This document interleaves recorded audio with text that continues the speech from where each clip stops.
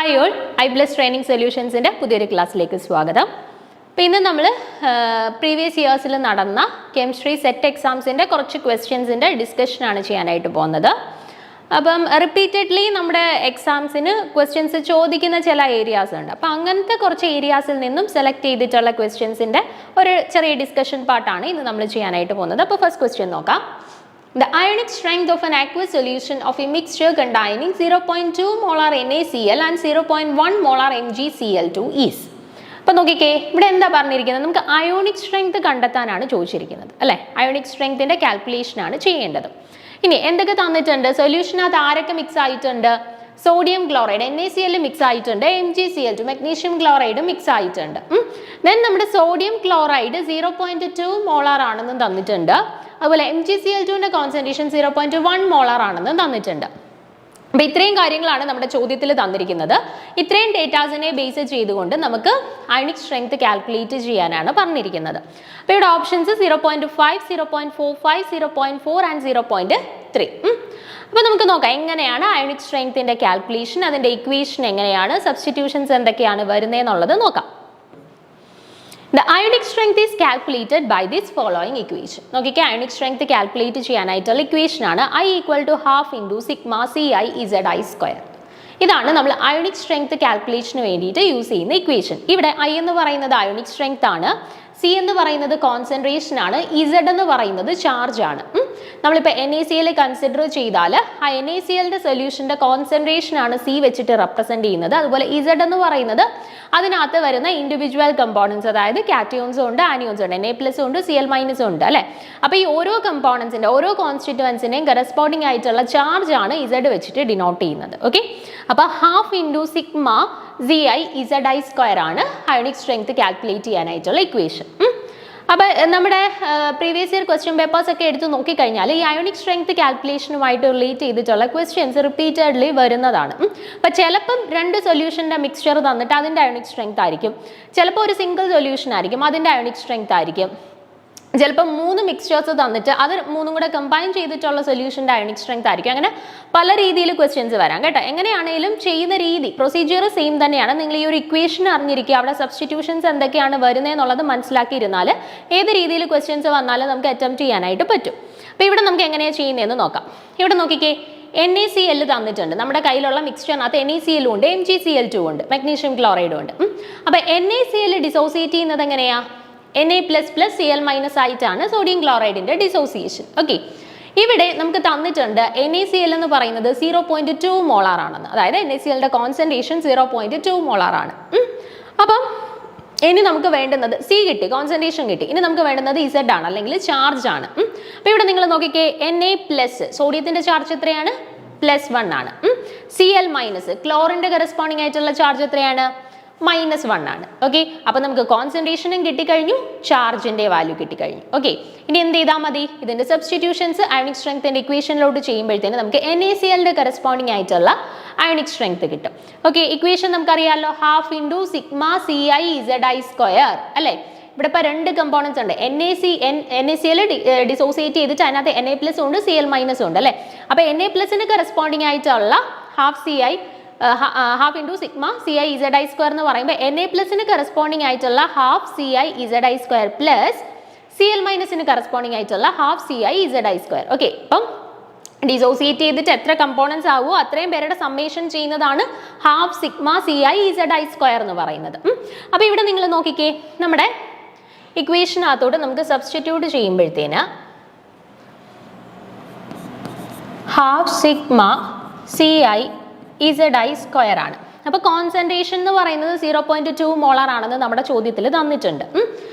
ഇനി Z എന്ന് പറയുന്നത് ചാർജ് ആണ്. Na+ൻ്റെ ചാർജ് +1, Cl- ചാർജ് -1 ആണ്. അപ്പോൾ നമുക്ക് സബ്സ്റ്റിറ്റ്യൂട്ട് ചെയ്യുമ്പോൾ എങ്ങനെ വരും? Half into concentration 0.2 into charge. ആദ്യം NaClനകത്ത് സോഡിയത്തിൻ്റെ കറസ്പോണ്ടിങ് ആയിട്ടുള്ളതാണ്, സോഡിയത്തിൻ്റെ Na+ൻ്റെ കറസ്പോണ്ടിങ് ആയിട്ടുള്ള കോൺസെൻട്രേഷൻ 0.2, ചാർജ് +1 ആണ്. നമുക്ക് ചാർജിൻ്റെ സ്ക്വയർ ആണ് വേണ്ടുന്നത്. അപ്പം 1 സ്ക്വയർ പ്ലസ് ഇനി Cl- corresponding, Cl- corresponding concentration എത്ര തന്നെയാണ്? 0.2 തന്നെയാണ്. അപ്പോൾ 0.2 ഇൻറ്റു ചാർജ് -1 അല്ലേ? അപ്പം -1 the whole square which is equal to 1 എന്ന് വരും. ഇനി ഇത് സബ്സ്റ്റിറ്റ്യൂട്ട് ചെയ്തേക്ക്. Half into 0.2 plus 0.2 which is equal to 0.4/2 that is equal to 0.2 എന്ന് കിട്ടി. ഓക്കെ, അപ്പോൾ ionic strength corresponding to NaCl എന്ന് പറയുന്നത് 0.2 എന്ന് കിട്ടി. ചെയ്തത് ക്ലിയർ ആണല്ലോ. ഇനി ഇതേ പ്രൊസീജിയറിൽ തന്നെ നമ്മൾ മഗ്നീഷ്യം ക്ലോറൈഡ് MgCl2ൻ്റെ കറസ്പോണ്ടിങ് ആയിട്ടുള്ള അയോണിക് സ്ട്രെങ്ത്തും കൂടി കണ്ടുപിടിക്കണം. നോക്കിക്കേ, MgCl2 ഡിസോസിയേറ്റ് ചെയ്യുന്നത് എങ്ങനെയാണ്? Mg2 plus plus 2Cl minus അല്ലേ, Mg2 plus plus 2Cl minus ആയിട്ടാണ് MgCl2ൻ്റെ ഡിസോസിയേഷൻ നടക്കുന്നത്. ഇനി ഇവിടെ നോക്കിക്കേ, നമ്മുടെ ചോദ്യത്തിൽ തന്നിട്ടുണ്ട് MgCl2 0.1 മോളാർ ആണെന്ന്, അതായത് കോൺസെൻട്രേഷൻ 0.1 എന്ന് തന്നിട്ടുണ്ട്. ഇനി ചാർജ് വേണം. നോക്കിക്കേ, മഗ്നീഷ്യത്തിൻ്റെ എന്താ Mg2 പ്ലസ് ആണ്, അപ്പോൾ ചാർജ് എന്താണ്? +2 ആണ്. ഓക്കെ, അതുപോലെ Clൻ്റെ ക്ലോറിൻ്റെ എന്താണ്? Cl മൈനസ് ആണ്, അപ്പോൾ ചാർജ് എന്താണ്? -1 ആണ്.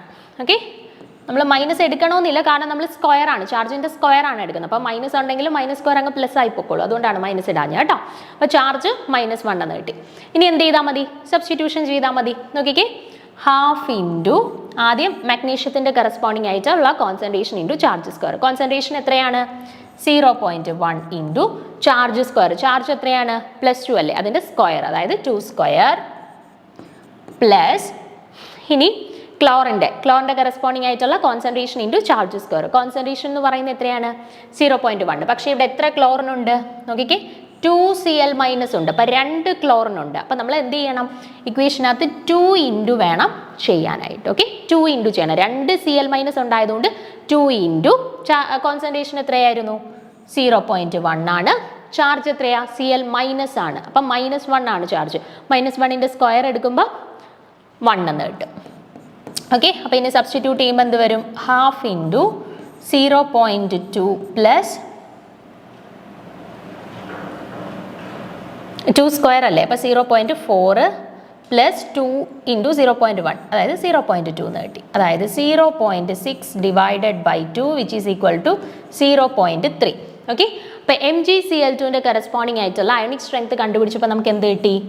0.3 എന്ന് കിട്ടി. ഓക്കെ, നമുക്കപ്പോൾ ചോദിച്ചിരിക്കുന്നത് എന്താ ചോദ്യത്തിൽ? ടോട്ടൽ സൊല്യൂഷൻ്റെ കറസ്പോണ്ടിങ് ആയിട്ടുള്ള അയോണിക് സ്ട്രെങ്ത് ആണ് ചോദിച്ചിരിക്കുന്നത്. അപ്പോൾ സൊല്യൂഷനകത്ത് NaCl ഉണ്ട്, MgCl2 ഉണ്ട്. NaClൻ്റെ കറസ്പോണ്ടിങ് ആയിട്ടുള്ളത് നമുക്ക് കിട്ടി, എന്താ? 0.2 എന്ന് കിട്ടി. അതുപോലെ തന്നെ MgCl2ൻ്റെ കറസ്പോണ്ടിങ് ആയിട്ടുള്ളത് കിട്ടി 0.3. അപ്പോൾ ടോട്ടൽ സൊല്യൂഷൻ്റെ അയോണിക് സ്ട്രെങ്ത് എന്താണ്? 0.2 plus 0.3 which is equal to 0.5 എന്ന് കിട്ടി. ഓക്കെ, അപ്പോൾ അതാണ് നമ്മുടെ സൊല്യൂഷൻ്റെ ടോട്ടൽ അയോണിക് സ്ട്രെങ്ത്, 0.5 എന്ന് കിട്ടി. ക്ലിയർ ആണോ? അപ്പോൾ ഈ രീതിയിലാണ് അയോണിക് സ്ട്രെങ്ത്തിൻ്റെ കാൽക്കുലേഷൻ ചെയ്യുന്നത് കേട്ടോ. വളരെ ഇമ്പോർട്ടൻ്റ് ആണ്. പ്രീവിയസ് ഇയർ ക്വസ്റ്റ്യൻ പേപ്പേഴ്സ് എടുത്ത് നോക്കിക്കഴിഞ്ഞാൽ എല്ലാ ചോദ്യ പേപ്പറിലും റിപ്പീറ്റഡ്ലി ക്വസ്റ്റ്യൻ വന്നിരിക്കുന്ന ഒരു ഏരിയയാണ് അയോണിക് സ്ട്രെങ്ത് എന്ന് പറയുന്നത് കേട്ടോ. അപ്പോൾ നമുക്ക് ചോദ്യം പ്രതീക്ഷിക്കാവുന്ന ഒരു ഏരിയയാണ്. സോ ചെയ്ത് പഠിക്കുക കേട്ടോ. ഇതുപോലെയുള്ള പ്രോബ്ലംസ് എടുത്തിട്ട് അയോണിക് സ്ട്രെങ്ത്തിൻ്റെ കാൽക്കുലേഷൻസ് ചെയ്ത് നോക്കുക. അപ്പോൾ ഇവിടെ കറക്റ്റ് ആയിട്ടുള്ള ആൻസർ ഏതാണ്? 0.5. ഓപ്ഷൻ എ ആണ് കറക്റ്റ് ആയിട്ടുള്ള ആൻസർ. ഓക്കെ, അപ്പോൾ അടുത്ത ചോദ്യത്തിലോട്ട് പോവാം. Number of radial notes present in 3s and 3p orbitals respectively. അപ്പോൾ റേഡിയൽ നോട്ട്സിൻ്റെ കാൽക്കുലേഷൻ ആണ് ചോദിച്ചിരിക്കുന്നത്. എത്ര റേഡിയൽ നോട്ട്സ് ഉണ്ട്? 3s ഓർബിറ്റലിന് കറസ്പോണ്ടിങ് ആയിട്ടും 3p ഓർബിറ്റൽസിന് കറസ്പോണ്ടിങ് ആയിട്ടും എത്ര റേഡിയൽ നോട്ട്സ് ഉണ്ട് എന്ന് കണക്കാക്കാനാണ് നമ്മളോട് ചോദിച്ചിരിക്കുന്നത്. ഓക്കെ, അപ്പോൾ നമുക്ക് നോക്കാം എങ്ങനെയാണ് ചെയ്യുന്നത്. ഓപ്ഷൻസ് നോക്കിക്കേ, 2 and 0 ആണോ? ഓപ്ഷൻ ബിയിൽ 1 and 2, option C 0 and 1 and option D 2 and 1. അപ്പോൾ ഇതിലേതാണ് കറക്റ്റ് ആയിട്ടുള്ള ആൻസർ എന്നാണ് ചോദിച്ചിരിക്കുന്നത് കേട്ടോ. എത്ര റേഡിയൽ നോട്ട്സ് ഉണ്ട്? 3sനകത്ത് എത്ര റേഡിയൽ നോട്ട്സ് ഉണ്ട്? അതുപോലെ 3pക്കകത്ത് എത്ര റേഡിയൽ നോട്ട്സ് ഉണ്ട്? ഓക്കെ, വളരെ സിമ്പിളാണ്. റേഡിയൽ നോട്ട്സിൻ്റെ കാൽക്കുലേഷൻ്റെ ഉള്ള ഇക്വേഷൻ വളരെ സിമ്പിളാണ്. ആ ഒരു ഇക്വേഷൻ നമ്മൾ പഠിച്ചിരുന്നാൽ വളരെ എളുപ്പമായിട്ട് നമുക്ക് ഇതിൻ്റെ ആൻസർ കണ്ടുപിടിക്കാനായിട്ട് പറ്റും. നോക്കിക്കേ, റേഡിയൽ നോട്ട്സ് കണക്കാക്കാനായിട്ടുള്ള ഇക്വേഷനാണ് n മൈനസ് L മൈനസ് 1 എന്ന് പറയുന്നത്. n എന്ന് പറയുന്നത് അവിടുത്തെ പ്രിൻസിപ്പൽ ക്വാണ്ടം നമ്പർ ആണ്. L എന്ന് പറയുന്നത് അവിടുത്തെ എസിമുത്തൽ ക്വാണ്ടം നമ്പർ ആണ്. ഓക്കെ, അപ്പോൾ നോക്കിക്കേ, ഫസ്റ്റ് നമുക്ക് കണക്കാക്കേണ്ടത് 3sന് കറസ്പോണ്ടിങ് ആയിട്ടുള്ള റേഡിയൽ നോട്ട്സ് ആണ്. അപ്പോൾ 3s എന്ന് പറയുമ്പോൾ അവിടുത്തെ പ്രിൻസിപ്പൽ ക്വാണ്ടം നമ്പർ എത്രയാണ്? 3 ആണ് അല്ലേ. പ്രിൻസിപ്പൽ ഷെൽ എന്ന് പറയുന്നത് 3 ആണ്. സോ n-ൻ്റെ വാല്യൂ എന്താണ്? 3 ആണ്. Okay, then L azimuthal quantum നമ്പറിൻ്റെ വാല്യൂ എന്താണ്? നമുക്കറിയാം L-ൻ്റെ value 0 corresponding to S orbital. Okay, S subshell ആണെന്നുണ്ടെങ്കിൽ അതിൻ്റെ കറസ്പോണ്ടിങ് ആയിട്ടുള്ള L വാല്യൂ വരുന്നത് 0 ആണ്. L equal to 1 means അത് p orbital ആയിരിക്കും. L equal to 2 ആണെന്നുണ്ടെങ്കിൽ അത് d orbital ആയിരിക്കും. L equal to 3 ആണെന്നുണ്ടെങ്കിൽ അത് f orbital ആയിരിക്കും നമുക്കറിയാം. ഓക്കെ, അപ്പോൾ ഇവിടെ നോക്കിക്കേ, s ആണ്, 3s ആണ്. എല്ലിൻ്റെ വാല്യൂ എസിന് കറസ്പോണ്ടിങ് ആയിട്ടുള്ള എല്ലിൻ്റെ വാല്യൂ എന്താ വരുന്നത്? 0 ആണ് അല്ലേ. അപ്പോൾ നമുക്കിവിടെ എല്ലിൻ്റെ വാല്യൂ എന്ത് കിട്ടി? 0 എന്ന് കിട്ടി. ഞാൻ സബ്സ്റ്റിറ്റ്യൂട്ട് ചെയ്യാമല്ലോ. n മൈനസ് എൽ മൈനസ് 1 ആണ്. എന്നിൻ്റെ വാല്യൂ എന്ത് കിട്ടി? 3 എന്ന് കിട്ടി. എല്ലിൻ്റെ വാല്യൂ എന്ത് കിട്ടി? 0 എന്ന് കിട്ടി. -1 which is equal to 3 minus 1 or 2. Okay, അപ്പം number of radial nodes in 3s orbital, 3s ഓർബിറ്റലിന് കറസ്പോണ്ടിങ് ആയിട്ടുള്ള നമ്പർ ഓഫ് റേഡിയൽ നോട്ട്സ് എന്ന് പറയുന്നത് എത്രയെന്ന് കിട്ടി നമുക്ക്? 2 എന്ന് കിട്ടി. 2 റേഡിയൽ നോട്ട്സ് ആണ് 3s ഓർബിറ്റലിന് കറസ്പോണ്ടിങ് ആയിട്ടുള്ളത്. ഇനി ഇതുപോലെ നമുക്ക് എന്തും കണ്ടുപിടിക്കണം? 3p ഓർബിറ്റലിൻ്റെ കറസ്പോണ്ടിങ് ആയിട്ടുള്ളതും കൂടി കണ്ടുപിടിക്കണം. ഓക്കെ, അപ്പോൾ നോക്കിക്കേ, 3p ഓർബിറ്റൽ, 3p ഓർബിറ്റൽ ആകുമ്പോൾ എന്നിൻ്റെ വാല്യൂ എന്താണ്? പ്രിൻസിപ്പൽ ക്വാണ്ടം നമ്പറിൻ്റെ വാല്യൂ 3 വരും. എസിമുത്തൽ ക്വാണ്ടം നമ്പർ എല്ലിൻ്റെ വാല്യൂ പിക്ക് കറസ്പോണ്ടിങ് ആയിട്ട് വരുന്ന എത്രയാണ്? 1 ആണ് അല്ലേ. പിന്നെ നമ്മുടെ equation n minus L minus 1-നകത്ത് സബ്സ്റ്റിറ്റ്യൂട്ട് ചെയ്യണം. അപ്പോൾ എന്ത് വരും? എന്നിൻ്റെ വാല്യൂ 3 ആണ്, എല്ലിൻ്റെ വാല്യൂ 1 ആണ്, -1, അതായത് 3 minus 2 which is equal to 1 എന്ന് കിട്ടി. അപ്പോൾ 3p ഓർബിറ്റലിന് കറസ്പോണ്ടിങ് ആയിട്ടുള്ള നമ്പർ ഓഫ് റേഡിയൽ നോട്ട്സ് എന്ന് പറയുന്നത് എത്രയാണ്? 1 ആണ്. ഓക്കെ, ക്ലിയർ ആണല്ലോ. വളരെ സിമ്പിളാണ്. റേഡിയൽ നോട്ട്സ് കണക്കാക്കാനായിട്ടുള്ള equation n minus L minus 1 ആണ് എന്നുള്ളത് അറിയാമെന്നുണ്ടെങ്കിൽ നമുക്ക് just simple substitution, basic understanding വെച്ചിട്ടുള്ള സിമ്പിൾ സബ്സ്റ്റിറ്റ്യൂഷൻ, n എന്താണ് എൽ എന്താണെന്ന് മാത്രം അറിഞ്ഞിരുന്നാൽ മതി. നമുക്ക് വളരെ എളുപ്പത്തിൽ മാർക്ക് സ്കോർ ചെയ്യാൻ പറ്റുന്ന ഒരു ഏരിയയാണ് കേട്ടോ റേഡിയൽ നോട്ട്സിൻ്റെ കാൽക്കുലേഷൻ. അപ്പം നോക്കി വെച്ചേക്കുക. അപ്പോൾ ഇവിടുത്തെ കറക്റ്റ് ആൻസർ വരുന്നത് എന്താണ്? നമ്മൾ കണ്ടു, 3s ഓർബിറ്റലിന് കറസ്പോണ്ടിങ് ആയിട്ട് 2 റേഡിയൽ നോട്ട്സും കിട്ടി, 3p ഓർബിറ്റലിന് കറസ്പോണ്ടിങ് ആയിട്ട് 1 റേഡിയൽ നോഡും കിട്ടി അല്ലേ. അപ്പം ഓപ്ഷൻ ഡി ആണ് കറക്റ്റ് ആയിട്ടുള്ള ആൻസർ വരുന്നത്. ഓക്കെ ആണേ. അപ്പം അടുത്ത ചോദ്യത്തിലോട്ട് പോവാം.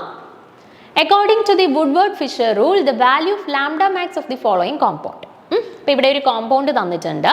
നമ്മുടെ വുഡ്വേർഡ് ഫിഷർ റൂൾ യൂസ് ചെയ്തുകൊണ്ട് ഇതിൻ്റെ ലാംഡ മാക്സിൻ്റെ വാല്യൂ കാൽക്കുലേറ്റ് ചെയ്യാനായിട്ടാണ് പറഞ്ഞിരിക്കുന്നത്. അപ്പം നമ്മുടെ പ്രീവിയസിൽ നടന്ന 2-3-4 ക്വസ്റ്റ്യൻ പേപ്പേഴ്സ് നിങ്ങൾ എടുത്ത് നോക്കിയാൽ ലാംഡ മാക്സ് കാൽക്കുലേറ്റ് ചെയ്യുന്ന രീതിയിലുള്ള ക്വസ്റ്റ്യൻസ് വന്നിട്ടുണ്ട്. അപ്പം നമുക്ക് ക്വസ്റ്റ്യൻ പ്രതീക്ഷിക്കാവുന്ന ഒരു ഏരിയയാണ് ഈ വുഡ്വേർഡ് ഫിഷർ റൂൾ യൂസ് ചെയ്തുകൊണ്ട് ഒരു കോമ്പൗണ്ടിൻ്റെ ലാംഡ മാക്സ് കാൽക്കുലേറ്റ് ചെയ്യുന്നത്. ഓക്കെ, അപ്പം നമ്മൾ കുറച്ച് ബേസ് വാല്യൂസ് അറിഞ്ഞിരുന്നാൽ അത് വെച്ചിട്ട് നമുക്ക് ഏത് കോമ്പൗണ്ട് തന്നാലും അത്യാവശ്യം നമുക്ക് ലാംഡ മാക്സിൻ്റെ വാല്യൂ കൃത്യമായിട്ട് കാൽക്കുലേറ്റ് ചെയ്യാനായിട്ട് പറ്റും. അപ്പോൾ ബേസിക് ആയിട്ട് നിങ്ങൾ അറിഞ്ഞിരിക്കേണ്ട കുറച്ച് ബേസ് വാല്യൂസ് ഞാനിവിടെ കൊടുത്തിട്ടുണ്ട്. അത് നമുക്കൊന്ന് പഠിച്ച ശേഷം ഈ ചോദ്യത്തിൻ്റെ ആൻസറിലോട്ട് പോവാം. അപ്പോൾ ഇവിടെ നോക്കിക്കേ, നമ്മുടെ വുഡ്വേർഡ് ഫിഷർ റൂള് നമുക്ക് അപ്ലൈ ചെയ്യണം. ഒരു കോമ്പൗണ്ട് തന്നിട്ട് അതിനകത്ത് വുഡ്വേർഡ് ഫിഷർ റൂൾ അപ്ലൈ ചെയ്യണം എന്നുണ്ടെങ്കിൽ നമുക്ക് ബേസിക് ആയിട്ടുള്ള കുറച്ച് വാല്യൂസ്, ബേസ് വാല്യൂസ്, ലാംഡ മാക്സിൻ്റെ കറസ്പോണ്ടിങ് ആയിട്ടുള്ള കുറച്ച് ബേസ് വാല്യൂസ് നമ്മൾ പഠിച്ചിരിക്കണം. അത് ഏതൊക്കെയാണെന്ന് നോക്കിക്കേ. First, homo annular diene. Homo annular diene എന്ന് പറയുന്നത് നമ്മുടെ പേരൻറ്റ്, നമ്മുടെ തന്നിരിക്കുന്ന കോമ്പൗണ്ടിൽ ആ ഒരു പേരൻ്റ് ആയിട്ട് നമ്മൾ കൺസിഡർ ചെയ്യുന്നത് ഹോമോ അനുലാർ ഡൈൻ ആണ് എന്നുണ്ടെങ്കിൽ, ഹോമോ അനുലാർ ഡൈൻ എന്ന് പറയുന്നത് എന്താണെന്ന് നോക്കിക്കേ. എങ്ങനെയാണ് വരുന്നതെന്ന് നോക്കിക്കേ. നമ്മുടെ ഈ ഒരു സെയിം ഒരു ബെൻസീൻ റിങ് നമ്മൾ കൺസിഡർ ചെയ്താൽ ഓൾട്ടർനേറ്റ് ആയിട്ടുള്ള ഡബിൾ ബോൺസ് വരുന്നത് ആ സെയിം റിങ്ങിനകത്ത് തന്നെ ഓൾട്ടർനേറ്റീവ് പൊസിഷൻസിലായിട്ടാണ് നമുക്ക് ഡബിൾ ബോൺസ് കിട്ടുന്നതെന്നുണ്ടെങ്കിൽ അങ്ങനത്തെ സിസ്റ്റത്തിനെ, അങ്ങനത്തെ സൈക്ലിക് സിസ്റ്റത്തിനെയാണ് നമ്മൾ ഹോമോ അനുലാർ ഡൈൻസ് എന്ന് പറയുന്നത്. ഓക്കെ, ഹോമോ അനുലാർ ഡൈൻസ് എന്ന് പറയുന്നത്. ഇനി ഹോമോ അനുലാർ ഡൈൻസിൻ്റെ കറസ്പോണ്ടിങ് ആയിട്ടുള്ള ബേസ് വാല്യൂ എത്രയാണെന്നൊക്കെ നമ്മൾ അടുത്ത സ്ലൈഡിൽ പറയും. ഇപ്പം നിങ്ങൾ ജസ്റ്റ് എന്താണ് ഹോമോ അനുലാർ ഡൈൻസ്, എന്താണ് ഹെറ്ററോ അനുലാർ ഡൈൻസ്, എന്താണ് എക്സോസൈക്ലിക് ഡബിൾ ബോൺസ്, എന്താണ് റിംഗ് റെസിഡ്യൂസ് എന്നൊക്കെ ഒന്ന് മനസ്സിലാക്കിയിരിക്കാം. അപ്പോൾ ഹോമോ അനുലാർ ഡൈൻസ് എന്ന് പറയുന്നത് നമ്മുടെ ഈ ഒരു ബെൻസീൻ റിങ്ങിനകത്ത് തന്നെ ഓൾട്ടർനേറ്റ് പൊസിഷൻസ് ആയിട്ട് സെയിം റിങ്ങിൽ തന്നെ ഓൾട്ടർനേറ്റ് ആയിട്ട് ഡബിൾ ബോൺസ് വരികയാണ് എന്നുണ്ടെങ്കിൽ അങ്ങനത്തെ സിസ്റ്റത്തിനെയാണ്, അല്ലെങ്കിൽ അങ്ങനത്തെ സിസ്റ്റത്തിനെയാണ് നമ്മൾ ബേസ് ആയിട്ട് ബേസ് വാല്യൂ ആയിട്ട് എടുക്കുന്നത്. ഈ ഒരു സിസ്റ്റത്തിനെയാണ് ഹോമോ അനുലാർ ഡൈൻസ് എന്ന് പറയുന്നത്. ഇനി ഹെറ്ററോ അനുലാർ ഡൈൻസ് എന്ന് പറയുമ്പോഴത്തേന് ഇതുപോലെ 2 ബെൻസീൻ റിങ്സ് അടുത്തടുത്ത് വരുന്നു. എന്നിട്ട് ഈ ഓൾട്ടർനേറ്റ് ആയിട്ടുള്ള തന്നെ ഡബിൾ ബോൺസ് ആണ്, ഓൾട്ടർനേറ്റ് സിംഗിൾ ഡബിൾ ബോണ്ട് ആണ്. പക്ഷേ ആ ഡബിൾ ബോൺസ് രണ്ടും വരുന്നത് ഹോമോ അനുലാർ ഡൈനകത്ത് സെയിം റിങ്ങിനകത്തല്ലായിരുന്നോ? പക്ഷേ ഹെറ്ററോ അനുലാർ ഡൈൻസ് വരുമ്പോഴത്തേന് ഈ ഡബിൾ ബോൺസ് വരുന്നത് സെയിം റിങ്ങിനകത്തല്ല, 2 ഡിഫറെൻറ്റ് റിങ്സിനകത്തായിട്ടാണ്. ഓൾട്ടർനേറ്റ് ആയിട്ടാണ് വരുന്നത്, ഓൾട്ടർനേറ്റ് സിംഗിൾ ഡബിൾ ബോണ്ട് ആയിട്ട് തന്നെയാണ് വരുന്നത്, അതിൽ പ്രശ്നമൊന്നുമില്ല. പക്ഷേ 2 ഡബിൾ ബോൺസും വരുന്നത് 2 അഡ്ജസൻ്റ് ആയിട്ടുള്ള ബെൻസീൻ റിങ്സിനകത്തായിട്ടാണ് 2 ഡബിൾ ബോൺസ് വരുന്നത്. അതാണ് വ്യത്യാസം വരുന്നത് കേട്ടോ. ഹോമോനുലാർ നോക്കിക്കഴിഞ്ഞാൽ 2 ഓൾട്ടർനേറ്റീവ് ഡബിൾ ബോൺസ് ആണ്, പക്ഷേ സെയിം റിങ്ങിനകത്ത് തന്നെയാണ് ആ 2 ഡബിൾ ബോൺസ് നിൽക്കുന്നത്. പക്ഷേ ഹെറ്ററോനുലാർ ആയപ്പോഴത്തേനും ആ 2 ഡബിൾ ബോൺസും 2 വ്യത്യസ്ത റിങ്ങിലായിട്ടാണ് വന്നിരിക്കുന്നത്. ഓക്കെ, ഇനി അടുത്തത് endocyclic double bonds. Endocyclic double bonds means double bond present in the ring. റിങ്ങിനകത്ത് പ്രസന്റ് ആയിട്ടുള്ള ഡബിൾ ബോൺസിനെയാണ് നമ്മൾ എൻഡോസൈക്ലിക് ഡബിൾ ബോൺസ് എന്ന് പറയുന്നത്. ഓക്കെ, എൻഡോസൈക്ലിക് ഡബിൾ ബോൺസ് എന്ന് പറയുമ്പോഴത്തേന് റിങ്ങിന്റെ ഉള്ളിൽ വരുന്ന ഡബിൾ ബോൺസിനെയാണ് നമ്മൾ എൻഡോസൈക്ലിക് ഡബിൾ ബോൺസ് എന്ന് പറയുന്നത്. ഇനി എക്സോസൈക്ലിക് ഡബിൾ ബോൺസ് എന്ന് പറഞ്ഞാൽ ഇവിടെ നിങ്ങൾ നോക്കിക്കേ, ഞാൻ എ എന്ന് പറയുന്ന ഒരു റിങ് കൺസിഡർ ചെയ്തു. എ എന്ന് പറയുന്ന റിങ്ങിനെ മാത്രം ഞാൻ കൺസിഡർ ചെയ്തേക്കാണേ. ആ ഒരു റിങ്ങിൽ ഡയറക്റ്റ്ലി അറ്റാച്ച് ചെയ്തിരിക്കുന്ന ഏതെങ്കിലും ഡബിൾ ബോൺസ് ഉണ്ടോ എന്ന് ചെക്ക് ചെയ്യുക. ഉണ്ടെങ്കിൽ അങ്ങനത്തെ ഡബിൾ ബോൺസിനെയാണ് നമ്മൾ എക്സോസൈക്ലിക് ഡബിൾ ബോൺസ് എന്ന് പറയുന്നത്. ഇവിടെ നിങ്ങൾ നോക്കിക്കേ, ഇവിടെ ഈ എ എന്ന് പറയുന്ന റിങ്ങിനെ മാത്രം ഞാൻ എടുത്തിരിക്കുക. ആ എ എന്ന് പറയുന്ന റിങ്ങിലോട്ട് നോക്കിക്കേ, ഒരു ഡബിൾ ബോണ്ട് ഡയറക്റ്റ്ലി അറ്റാച്ച് ചെയ്തിട്ടുണ്ട് അല്ലേ. ഇതിൻ്റെ ഈ ഒരു റിങ്ങിൻ്റെ ഈ ഒരു പോയിന്റിലോട്ട് ഡയറക്റ്റ്ലി ഒരു ഡബിൾ ബോണ്ട് അറ്റാച്ച് ചെയ്തിട്ടുണ്ട്. അപ്പം അങ്ങനെ വരുന്ന ഡബിൾ ബോണ്ടുകളെയാണ് നമ്മൾ എക്സോസൈക്ലിക് ഡബിൾ ബോൺസ് എന്ന് പറയുന്നത്. ഒരു റിങ്ങിലോട്ട് ഡയറക്റ്റ്ലി അറ്റാച്ച് ചെയ്തിരിക്കുന്ന ഡബിൾ ബോണ്ടുകൾ ഉണ്ടെങ്കിൽ അതിനെയാണ് നമ്മൾ എക്സോസൈക്ലിക് ഡബിൾ ബോൺസ് എന്ന് പറയുന്നത്. ഇനി ഞാൻ ബി എന്ന് പറയുന്ന റിങ്ങാണ് കൺസിഡർ ചെയ്യുന്നതെങ്കിൽ, ഓക്കെ, ബി എന്ന് പറയുന്ന റിങ്ങിനെയാണ് ഞാൻ കൺസിഡർ ചെയ്യുന്നതെന്ന് വിചാരിക്കുക. അതായത് ഇതാണ് എൻ്റെ റിങ്. ഈ റിങ്ങിലോട്ട് ഡയറക്റ്റ്ലി ഏതെങ്കിലും ഡബിൾ ബോൺസ് അറ്റാച്ച് ചെയ്തിട്ടുണ്ടോ? ഇതിൻ്റെ ഡയറക്റ്റ് അറ്റാച്ച്മെന്റ് വരുന്നത് ഈ പൊസിഷനും ഈ പൊസിഷനുമാണ്. ആ പൊസിഷൻസിലോട്ട് ഏതെങ്കിലും ഒരു ഡബിൾ ബോണ്ട് ഡയറക്റ്റ്ലി അറ്റാച്ച് ചെയ്തിട്ടുണ്ടോ? ഇല്ല. ഈ റിങ്ങിന്റെ ഡബിൾ ബോണ്ട് വന്നിരിക്കുന്നത് ഈ ഒരു പൊസിഷനിലാണ്. ഓക്കെ, അപ്പോൾ ബി എന്ന് പറയുന്ന ആ ഒരു ബേസ് വാല്യൂ ആയിട്ട് എടുക്കുകയാണെന്നുണ്ടെങ്കിൽ, ബി ആണ് എൻ്റെ ബേസ് വാല്യൂ ആയിട്ട് ഞാൻ എടുക്കുന്നതെന്നുണ്ടെങ്കിൽ, ആ ബിയിലേക്ക് ഡയറക്റ്റ്ലി അറ്റാച്ച് ചെയ്തിരിക്കുന്ന എക്സോസൈക്ലിക് ഡബിൾ ബോൺസ് വല്ലതും ഉണ്ടോ? ഇല്ല. എ ആണ് നമ്മൾ കൺസിഡർ ചെയ്തിരിക്കുന്നതെങ്കിൽ എയിലേക്ക് ഈ ഒരു ഡബിൾ ബോണ്ട് ഡയറക്റ്റ്ലി അറ്റാച്ച് ചെയ്തിട്ടുണ്ട്. സോ എക്ക് ഒരു എക്സോസൈക്ലിക് ഡബിൾ ബോണ്ട് ഉണ്ട്. പക്ഷെ ബി ആണ് നമ്മൾ ബേസ് ആയിട്ട് എടുക്കുന്നുണ്ടെങ്കിൽ ബിയിലോട്ട് ഡയറക്റ്റ്ലി അറ്റാച്ച് ചെയ്തിരിക്കുന്ന ഡബിൾ ബോൺസ് വല്ലതും ഉണ്ടോ? ഇല്ല. ഈ ഒരു പോയിന്റിലാണ് ഡബിൾ ബോണ്ട് വന്നിരിക്കുന്നത്. അപ്പം ഡയറക്റ്റ് അറ്റാച്ച്മെന്റ് ആയിട്ട് ഡബിൾ ബോൺസ് ഒന്നും വന്നിട്ടില്ല അല്ലേ. അപ്പം നമുക്ക് പറയാം ബിക്ക് കറസ്പോണ്ടിങ് ആയിട്ട് എക്സോസൈക്ലിക് ഡബിൾ ബോണ്ടുകൾ ഒന്നും തന്നെ ഇല്ല എന്ന് പറയാം. ഓക്കെ ആണേ. അപ്പം എന്താണ് എക്സോസൈക്ലിക് ഡബിൾ ബോൺസ് എന്ന് ക്ലിയർ ആയോ? അപ്പം ഹോമോ അനുലാർ ഡൈൻസ് എന്താണെന്ന് മനസ്സിലാക്കി വെച്ചേക്കുക, ഹെറ്ററോ അനുലാർ ഡൈൻസ് എന്താണെന്ന് മനസ്സിലാക്കിയിരിക്കുക. എൻഡോസൈക്ലിക് ഡബിൾ ബോൺസ് അത്ര ആവശ്യം വരുന്നില്ല, നമുക്ക് എക്സോസൈക്ലിക് ഡബിൾ ബോൺസ് ആണ് ആവശ്യമായിട്ട് വരുന്നത്. പിന്നെ അതിനുശേഷം നിങ്ങൾ അറിഞ്ഞിരിക്കേണ്ട ഒന്നാണ് റിംഗ് റെസിഡ്യൂസ്. റിംഗ് റെസിഡ്യൂസ് അതായത് റിംഗ് റെസിഡ്യൂസ് എന്താണെന്ന് വെച്ചാൽ, ഇത് നോക്കിക്കേ, നമ്മുടെ ഹെറ്ററോ അനുലാർ ഡൈനകത്ത് നമ്മുടെ ബേസ് ആയിട്ട് വരുന്നത് ദാണ്ട ഹെറ്ററോ അനുലാർ ഡൈനകത്ത് ഈ ഒരു ഓൾട്ടർനേറ്റ് ആയിട്ട് വരുന്ന ഡബിൾ ബോൺസിനെയാണ് നമ്മൾ ബേസ് ആയിട്ട് എടുത്തിരിക്കുന്നത്. ഓക്കെ, അതായത് അത് സ്റ്റാർട്ട് ചെയ്യുന്നത് ഈ ഒരു പോയിന്റിൽ നിന്നും ഈ ഒരു പോയിന്റ് വരെയാണ് നമ്മുടെ ബേസ് വാല്യൂ സ്റ്റാർട്ട് ചെയ്ത് എൻഡ് ചെയ്യുന്നത്. ആ പോയിന്റ്സിലേക്ക് ഡയറക്റ്റ് അറ്റാച്ച്മെന്റ് വല്ലതും ഉണ്ട് എങ്കിൽ അതിനെയാണ് നമ്മൾ റിംഗ് റെസിഡ്യൂസ് ആയിട്ട് എടുക്കുന്നത്.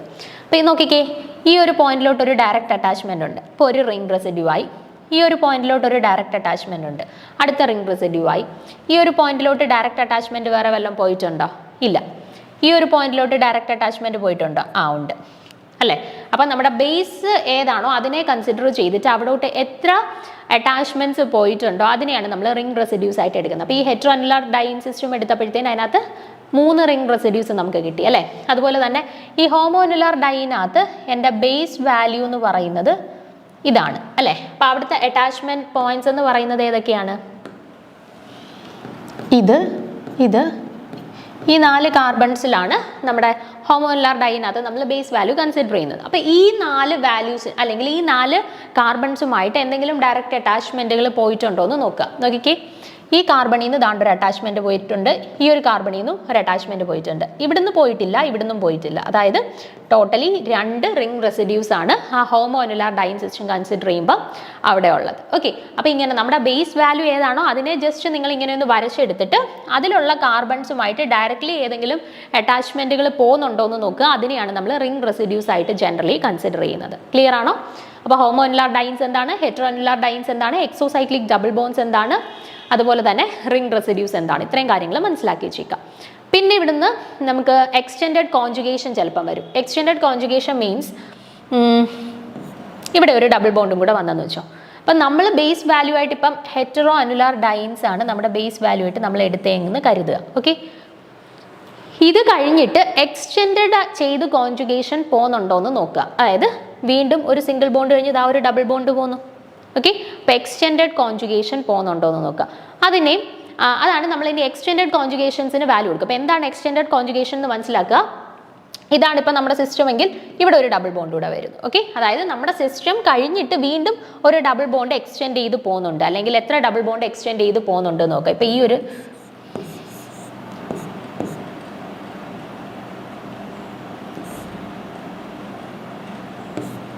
ഇങ്ങനെയായിരുന്നു നമ്മുടെ സ്ട്രക്ചർ പോകുന്നതെങ്കിൽ സിംഗിൾ ഡബിൾ വീണ്ടും ഒരു സിംഗിൾ വന്നിട്ട് ഒരു ഡബിൾ എക്സ്റ്റെൻഡ് ചെയ്ത് പോകുന്നു.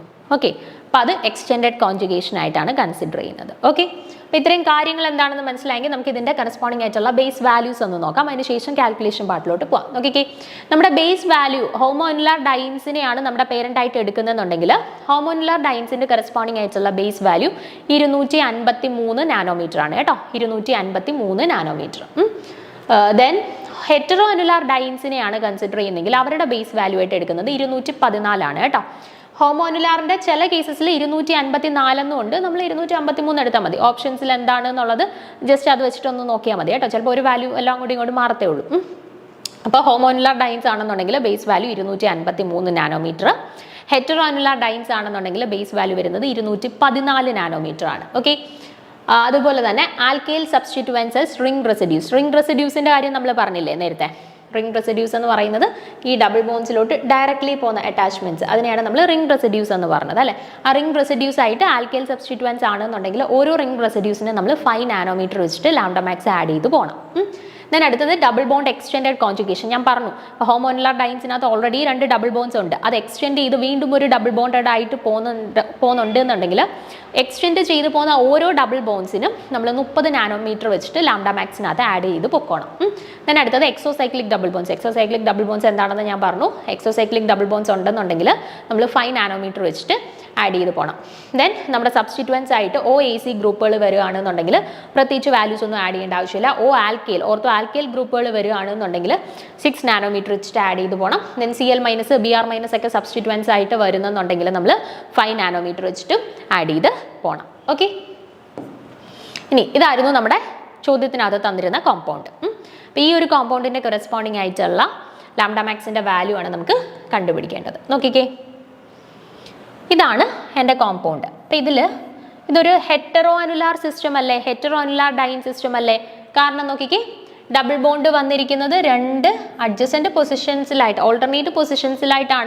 ഓൾട്ടർനേറ്റ് സിംഗിൾ ഡബിൾ പൊസിഷൻസ് ആയിട്ടാണ് വന്നിരിക്കുന്നത്. പക്ഷേ രണ്ടും 2 ഡിഫറെൻറ്റ് റിങ്സിലായിട്ടാണ് ആ 2 ഡബിൾ ബോൺസും വന്നിരിക്കുന്നത് അല്ലേ. അപ്പോൾ ഹെറ്ററോ അനുലാർ സിസ്റ്റമാണ്. ഹെറ്ററോ അനുലാർ സിസ്റ്റം ആണെങ്കിൽ ലാംഡ മാക്സിൻ്റെ വാല്യൂ എത്ര കൊടുത്തോണം? 214 നാനോമീറ്ററിന് കൊടുത്തോണം. ഓക്കെ, അതൊക്കെ ആയി. ഇനി നമുക്ക് എന്തെങ്കിലും ആൽക്കൈൽ സബ്സ്റ്റിറ്റ്യുവൻസ് അല്ലെങ്കിൽ റിംഗ് റെസിഡ്യൂസ് ഉണ്ടോ എന്ന് നോക്കാം. അതിനുവേണ്ടി എന്ത് ചെയ്യണം? ഇതാണ് നമ്മുടെ പേരൻറ്റ്, ഇത്രയും ഭാഗം. അതിലോട്ട് ഏതെങ്കിലും ഡയറക്റ്റ് അറ്റാച്ച്മെൻറ്റുകൾ ഉണ്ടോ എന്ന് നോക്കാം. നോക്കിക്കേ, ഈ ഒരു പോയിന്റിൽ നിന്ന് ദാ ഒരു അറ്റാച്ച്മെൻറ്റ് പോയിട്ടുണ്ട്, ഈ ഒരു പോയിന്റിൽ നിന്നും ദാണ്ടൊരു അറ്റാച്ച്മെൻറ്റ് പോയിട്ടുണ്ട്, ഈ പോയിന്റിൽ നിന്ന് അറ്റാച്ച്മെൻറ്റ് ഒന്നുമില്ല, ഈ ഒരു പോയിന്റിൽ നിന്നും ദാണ്ടൊരു അറ്റാച്ച്മെൻറ്റ് പോയിട്ടുണ്ട്. അപ്പോൾ ടോട്ടലി എത്ര റിംഗ് റെസിഡ്യൂസ് വന്നു?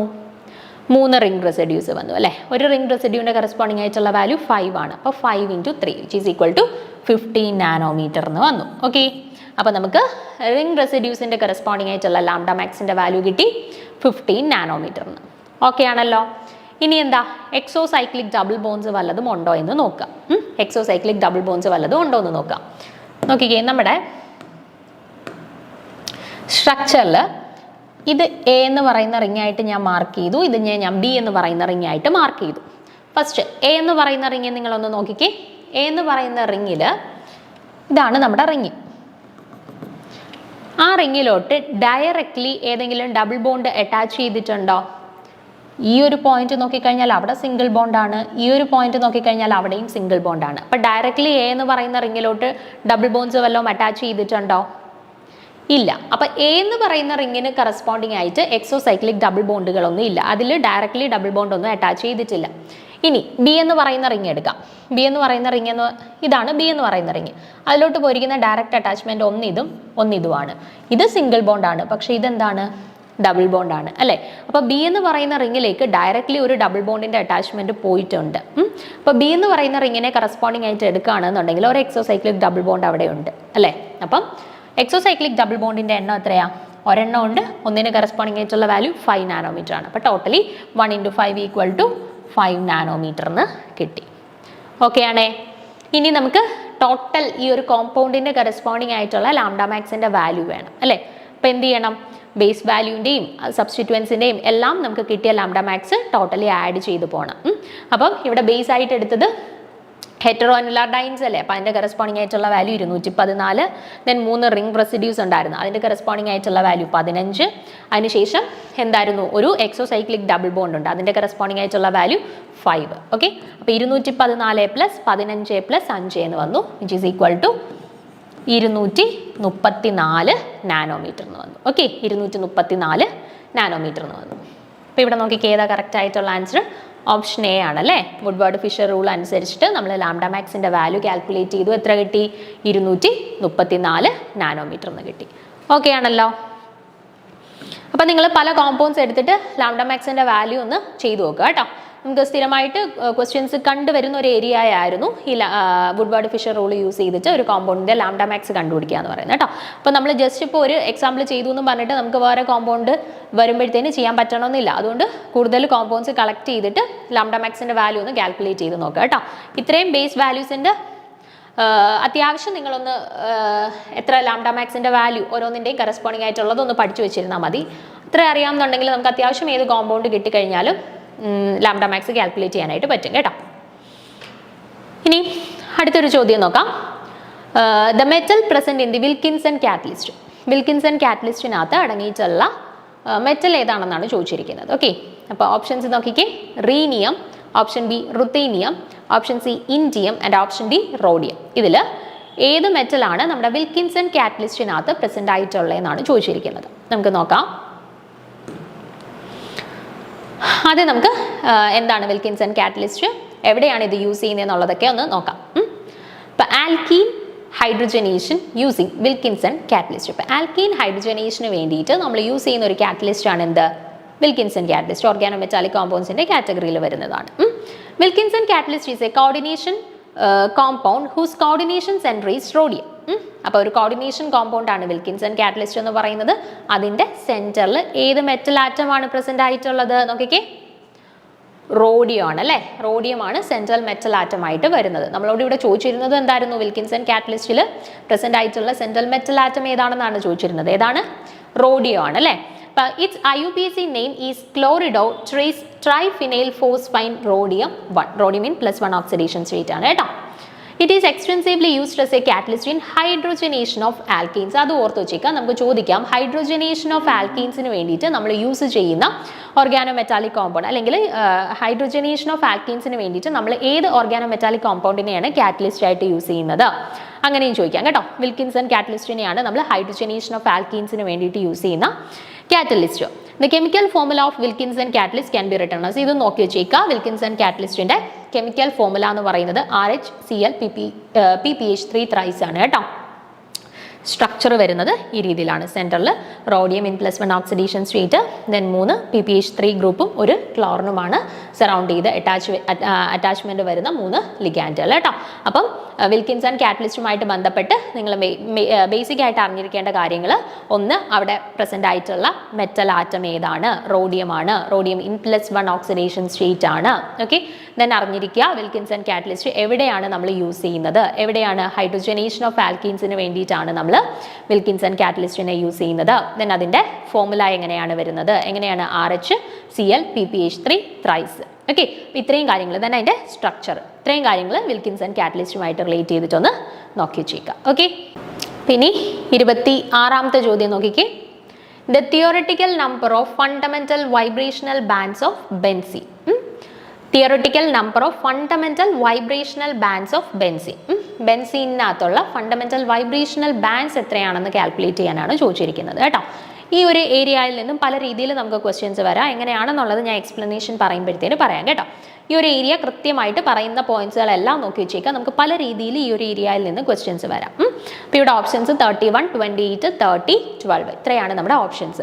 ഇതിൽ ബെൻസീനകത്ത് എത്ര ഫണ്ടമെന്റൽ മോഡ്സ് ഓഫ് വൈബ്രേഷൻസ് അല്ലെങ്കിൽ ഫണ്ടമെന്റൽ വൈബ്രേഷണൽ ബാൻഡ്സ് പ്രസന്റ് ആയിട്ടുണ്ട് എന്നാണ് നമുക്ക് കാൽക്കുലേറ്റ് ചെയ്യേണ്ടത്. നമുക്ക് നോക്കാം.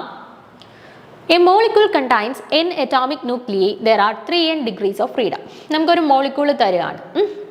ഒരു മോളിക്യൂൾ തന്നിട്ട് അതിനകത്ത് ടോട്ടൽ എത്ര ഡിഗ്രീസ് ഓഫ് ഫ്രീഡം പോസിബിൾ ആണ് എന്ന് ചോദിച്ചു കഴിഞ്ഞാൽ നമ്മൾ യൂസ് ചെയ്യേണ്ട ഇക്വേഷൻ 3n ആണ്. ഓക്കെ, ഒരു കോമ്പൗണ്ട് അല്ലെങ്കിൽ ഒരു മോളിക്യൂൾ തന്നിട്ട് അതിനകത്ത് പോസിബിൾ ആയിട്ടുള്ള ടോട്ടൽ ഡിഗ്രീസ് ഓഫ് ഫ്രീഡം കണക്കാക്കാനാണ് ചോദിച്ചിരിക്കുന്നതെങ്കിൽ okay, total degrees of freedom കണക്കാക്കാൻ നമ്മൾ യൂസ് ചെയ്യുന്ന ഇക്വേഷൻ 3n ആണ്.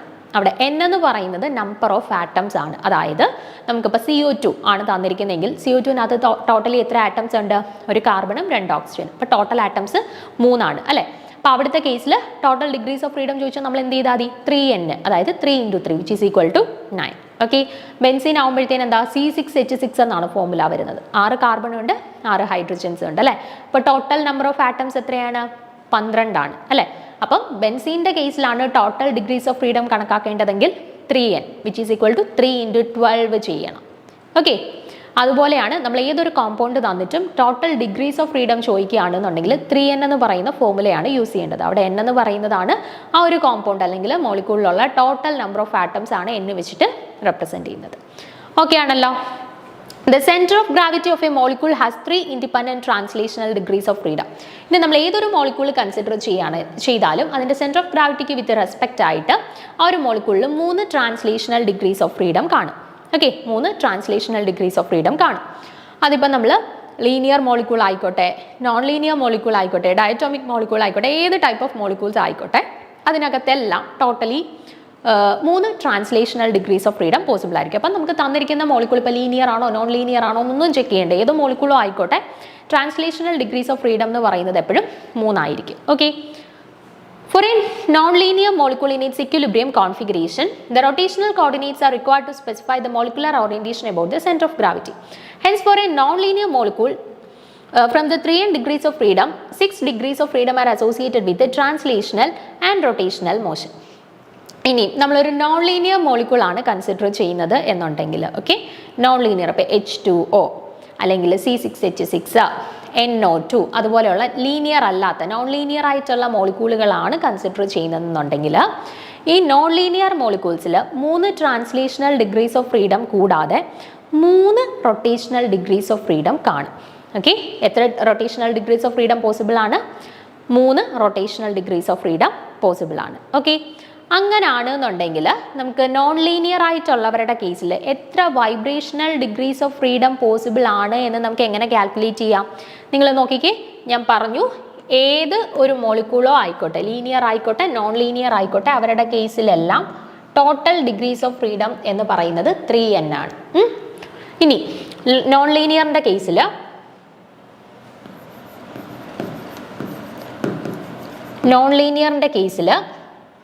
ട്രാൻസ്ലേഷണൽ ഡിഗ്രീസ് ഓഫ് ഫ്രീഡം എത്രയാണെന്ന് പറഞ്ഞു? 3 ആണെന്ന് പറഞ്ഞു.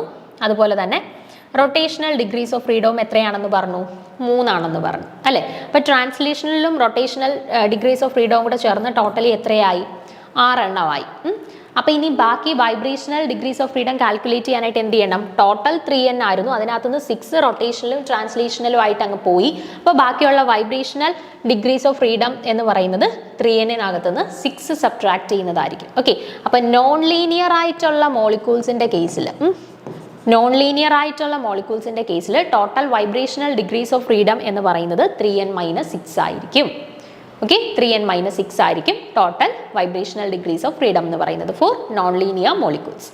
ഓക്കെ, ഇനി നമ്മൾ ലീനിയർ മോളിക്യൂൾസിൻ്റെ കേസാണ് കൺസിഡർ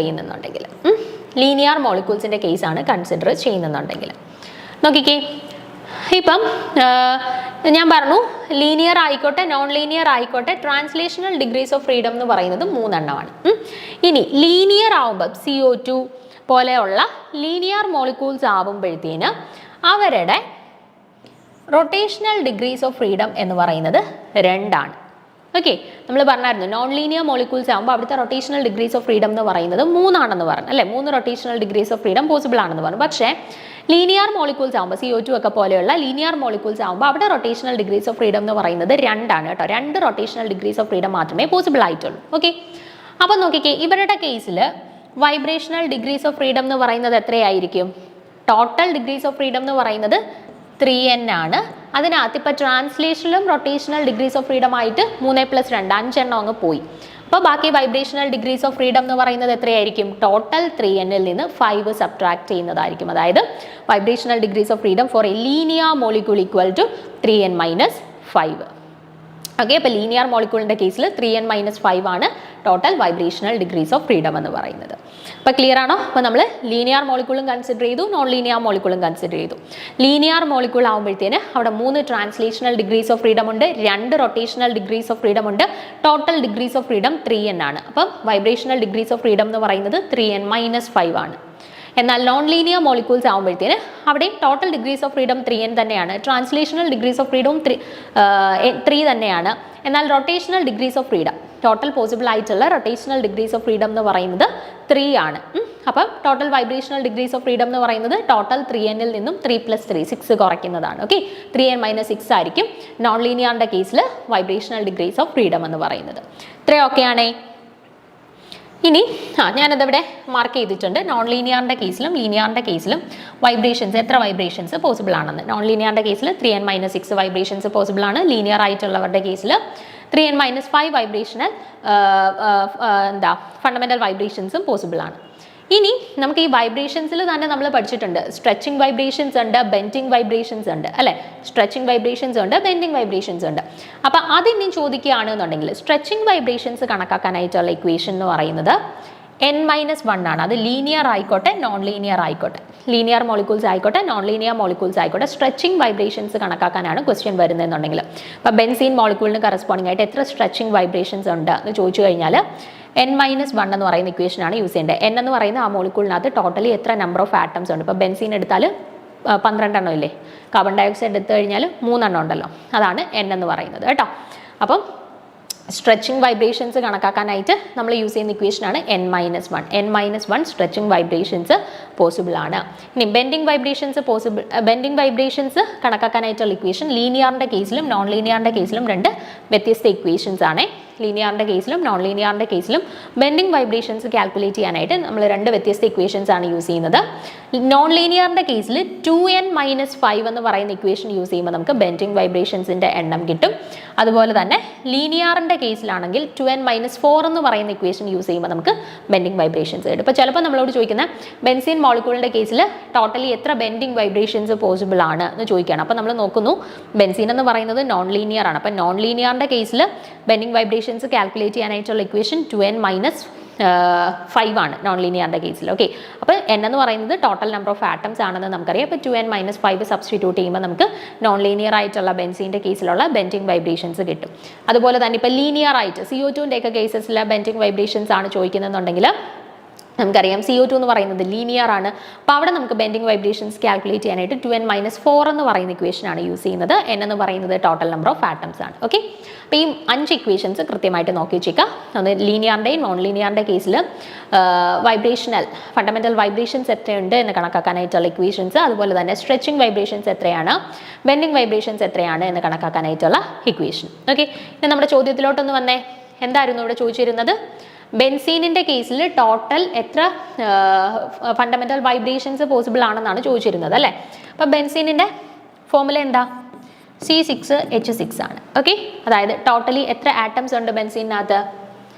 6 കാർബണും 6 ഹൈഡ്രജനും, 12 ആറ്റംസ് പ്രസൻ്റ് ആയിട്ടുണ്ട് അല്ലേ. ഇനി നമുക്ക് ബെൻസീൻ എന്ന് പറയുന്നത് ലീനിയർ ആണോ നോൺ ലീനിയർ ആണോ? നമുക്കറിയാം നോൺ ലീനിയർ മോളിക്യൂളാണ് ബെൻസീൻ എന്ന് പറയുന്നത്. ഓക്കെ, അപ്പോൾ നോൺ ലീനിയറിൻ്റെ കേസിൽ ഫണ്ടമെൻ്റൽ വൈബ്രേഷൻസ് കണക്കാക്കാനായിട്ടുള്ള ഇക്വേഷൻ എന്താ? 3n - 6 ആണ് അല്ലേ. അപ്പോൾ നോക്കിക്കേ, ഇവിടെ നമ്പർ ഓഫ് ആറ്റംസ് എന്ന് പറയുന്നത് 12 ആണ്. അപ്പോൾ 3 × 12 - 6, അതായത് 36 - 6 വിച്ച് ഈസ് ഈക്വൽ ടു 30 എന്ന് കിട്ടി. ഓക്കെ ആണേ. അപ്പം ബെൻസീൻ്റെ കേസിൽ ടോട്ടൽ എത്ര ഫണ്ടമെൻ്റൽ വൈബ്രേഷൻസ് പോസിബിൾ ആണെന്ന് കിട്ടി? 30 ഫണ്ടമെൻ്റൽ വൈബ്രേഷൻസ് പോസിബിൾ ആണെന്ന് കിട്ടി. ഓക്കെ, അപ്പം നമ്മുടെ ചോദ്യത്തിൽ കറക്റ്റ് ആയിട്ടുള്ള ആൻസർ വരുന്ന ഏതാണ്? Option C 30. ഓക്കെ, അപ്പം ഇതുപോലെ നമ്മുടെ സ്ട്രെച്ചിങ് വൈബ്രേഷൻസും ബെൻഡിങ് വൈബ്രേഷൻസ് ചോദിക്കാം, അല്ലെന്നുണ്ടെങ്കിൽ ടോട്ടൽ ഡിഗ്രീസ് ഓഫ് ഫ്രീഡം കണക്കാക്കാനായിട്ട് ചോദിക്കാം, അല്ലെന്നുണ്ടെങ്കിൽ ജസ്റ്റ് നമ്മുടെ ലീനിയർ നോൺ ലീനിയർ മോളിക്യൂൾ നോക്കിയിട്ട് ഫണ്ടമെൻ്റൽ വൈബ്രേഷൻസ് എത്രയുണ്ടെന്ന് ചോദിക്കാം കേട്ടോ. പല രീതിയിൽ ക്വസ്റ്റ്യൻസ് വരാം. പറഞ്ഞ കാര്യങ്ങൾ ഇത്രയും കൃത്യമായിട്ട് നോട്ട് ചെയ്ത് വെച്ചേക്കും. ഓക്കെ, ബാക്കി കുറച്ച് ക്വസ്റ്റ്യൻസ് ഒക്കെ നമുക്ക് അടുത്ത ക്ലാസ്സിൽ റിപ്പീറ്റഡ്ലി ചോദിച്ചു വരുന്ന ചില ചോദ്യങ്ങളും അതിൻ്റെ എക്സ്പ്ലനേഷൻസും ഒക്കെ ആയിട്ട് നമുക്ക് അടുത്ത ക്ലാസ്സിൽ ഡിസ്കസ് ചെയ്യാം. താങ്ക്